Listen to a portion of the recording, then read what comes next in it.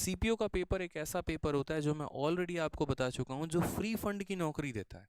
अब बोलोगे सर क्या मजाक कर रहे हो, फ्री फंड शब्द इस्तेमाल कर रहे हो, पता भी है, गंभीरता को समझिए आप।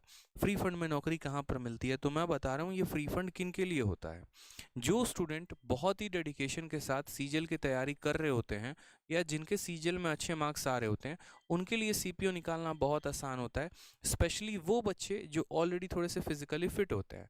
कहने का मतलब क्या होता है कि सीपीओ में आपका पूरा का पूरा पेपर 3 पाली में होता है। पहला आपका हो जाता है टीयर 1 हो जाता है, ठीक है। फिर उसके बाद आपका जो होता है फिजिकल ईटी पीईटी का टेस्ट होता है, और फिर उसके बाद आपका यहाँ पर टीयर 2 होता है। इसके अलावा और कोई पेपर नहीं होता है। जो ये टीयर 1 होता है ना, सेम आपका सीजीएल सीएचएसएल एमटीएस की तरह पेपर होते हैं, बस इनमें सवालों की संख्या दोगुनी हो जाती है और कुछ नहीं। जैसे अगर आप सीजीएल का पेपर देते हैं तो मैथ में 25 क्वेश्चन होते हैं, तो यहाँ 50। इंग्लिश में आप देते हैं 25 क्वेश्चन, तो यहाँ 50। रीजनिंग में 25 के जगह यहाँ 50 मिलता है। जीएस के जगह यहाँ 25 के जगह 50 क्वेश्चन मिलता है। 200 नंबर का ये पेपर होता है, जैसे आपका प्री भी 200 नंबर का होता है। बस यहाँ पर आपको 1 घंटे मिलते हैं, तो इनको पेपर को सॉल्व करने के 2 घंटे मिलते हैं। ठीक, 2 घंटे में इन्हें ये पेपर देना होता है। प्री जब ये क्वालिफाई कर लेते हैं तो उसके बाद इनका फिजिकल होता है। फिजिकल में आपके बहुत सारे इवेंट होते हैं। जैसे अगर हम बात करते हैं तो सबसे पहले आपको 1600 मीटर का रेस होता है, जिसको आपको एक तय समय 5.5 मिनट के अंदर, या शायद 5.5 मिनट के अंदर इसको भागना होता है। फिर उसके बाद आपका शॉर्ट पुट होता है। शॉर्ट पुट का मतलब जो गोला आप फेंकते हैं ना, वो होता है। और फिर शॉर्ट पुट के बाद यहाँ पर जो है आपका हाई जंप और लॉन्ग जंप दोनों होता है। एक आपको हाई जंप लगाना होता है और दूसरा आपको लॉन्ग जंप लगाना होता है। ये सारे के सारे यहाँ पर होते हैं इवेंट। जब आप इन चारों इवेंट को यहाँ पास कर लेते हैं, तो उसके बाद फिर आप सीपीओ का मेंस देते हैं, और ये मेंस आपका होता है इंग्लिश का पेपर। टोटल कुल मिला के 200 नंबर का पेपर होता है, ठीक है। 200 नंबर का 200 सवाल आता है, एकदम मेंस की तरह 200 क्वेश्चन, ठीक। और पेपर का समय कितने का, 2 घंटे का। जिस तरीके से सीजीएल का मेंस देते हो ना, 2 घंटे में कुल 200 सवाल आते हैं, उनको करना होता है, 200 नंबर का पेपर होता है। फिर उसके बाद आपका फाइनल मेरिट लिस्ट निकलता है, और मेरिट लिस्ट के बाद आप अलग अलग डिपार्टमेंट में भेजे जाते हैं। जैसे दिल्ली पुलिस में सब इंस्पेक्टर का कट ऑफ जो होता है वो सबसे हाई जाता है। फिर इसके बाद कभी आपका हो गया तो सीआईएसएफ का आ जाता है, सीआईएसएफ में सब इंस्पेक्टर। फिर उसके बाद आपका होता है आईटीबीपी में सब इंस्पेक्टर, ठीक है। फिर उसके बाद आता है सशस्त्र सीमा बल एसएसबी हो जाता है, उसका सब इंस्पेक्टर, और भी आपके डिपार्टमेंट होते हैं। तो इस तरीके से करके काफ़ी स्टूडेंट मेरे ऑलरेडी हैं जो दिल्ली पुलिस में सब इंस्पेक्टर भी लगे हैं, सीआईएसएफ में भी सब इंस्पेक्टर लगे हैं, आईटीबीपी में भी हैं, ठीक है। यहाँ पर अब देखो, यहाँ पर ये मैं जो आपके सामने पूरा गणित मैंने जो यहाँ पर रखा हुआ है किसका, सीपीओ का, ये गणित में ये चक्रव्यूह में आपको इसको तोड़ना कैसे है। कभी भी आप किसी भी परीक्षा को क्रैक करने की जब रणनीति बनाते हो ना, तो ऐसा है बनाया करो, एक बड़ा सा चार्ट टेबल लिखा करो, और उसमें देखा करो कि हाँ कितने नंबर का पेपर है, क्या नहीं है, ताकि आप उसका पूरा एक रणनीति बनाओ, उसको भेदने का रणनीति बनाओ, किसको भेद कर अपने लिए सिलेक्शन कैसे लिया जाए। अब यहाँ पर देखो क्या होता है, सीजीएल में काफ़ी तरह के स्टूडेंट होते हैं। प्रोबेबली अगर हम बात करें तो 3 तरह के। एक वो वाले स्टूडेंट होते हैं जो काफ़ी पढ़ाकू होते हैं, मैं उन्हीं कैटेगरीज की बात कर रहा हूँ, ठीक है। जो बहुत ज़्यादा पढ़ने में तो होते हैं, लेकिन अगर उनसे बोल दो 400 मीटर टेस्ट में जाते जाते हालत ख़राब हो जाती है। क्यों?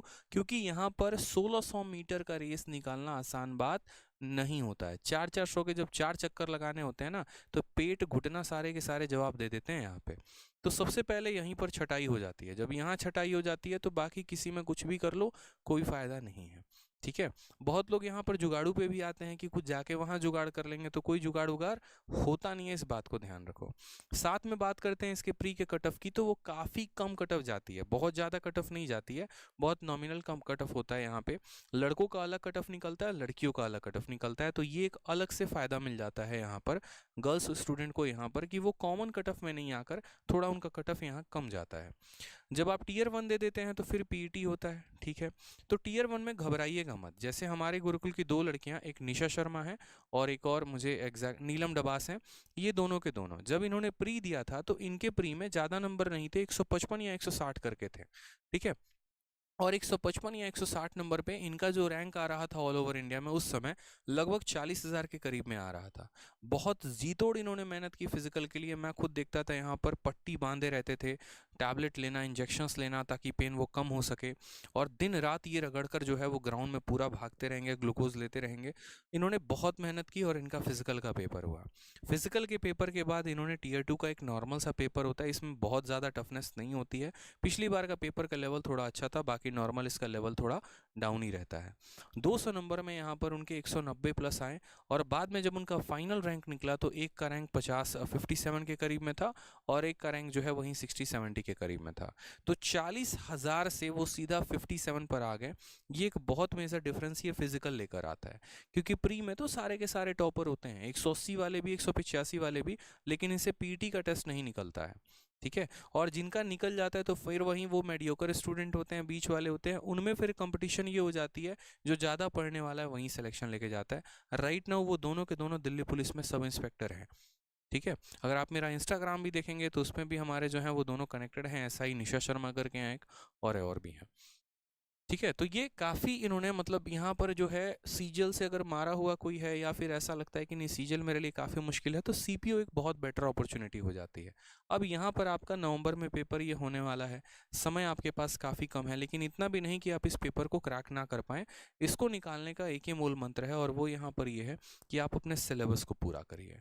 ठीक है, जैसे आपको पता है कि मैथ, इंग्लिश, रीजनिंग, जीएस सभी से 50-50 नंबर के सवाल आने हैं, तो आप यहाँ पर इन सभी के सिलेबस को पूरा टारगेट करिए कि आपका मोस्ट ऑफ द सिलेबस उसको कैसे पूरा करें।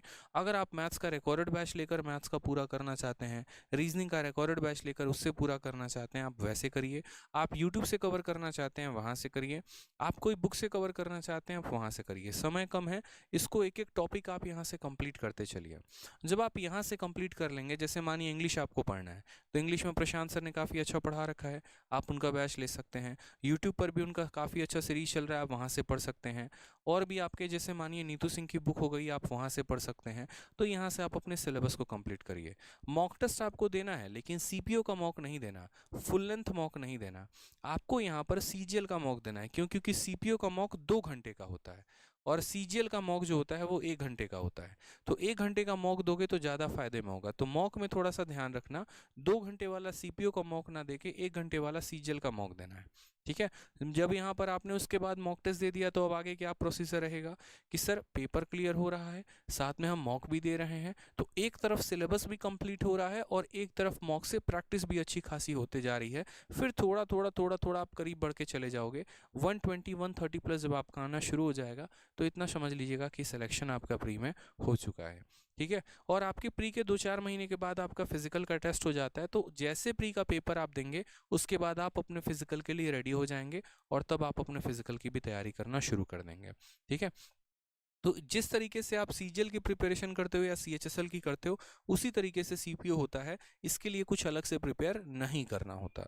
अगर आपको सीपीओ का और डिटेल में स्ट्रैटेजी देखना है, तो जैसे मैंने ऑलरेडी आपका सीजीएल का स्ट्रैटेजी का वीडियो बना रखा है कि सीजीएल को कैसे क्लियर करें, आप उसको देखेंगे तो आपको इसमें काफ़ी सीखने को मिलेगा।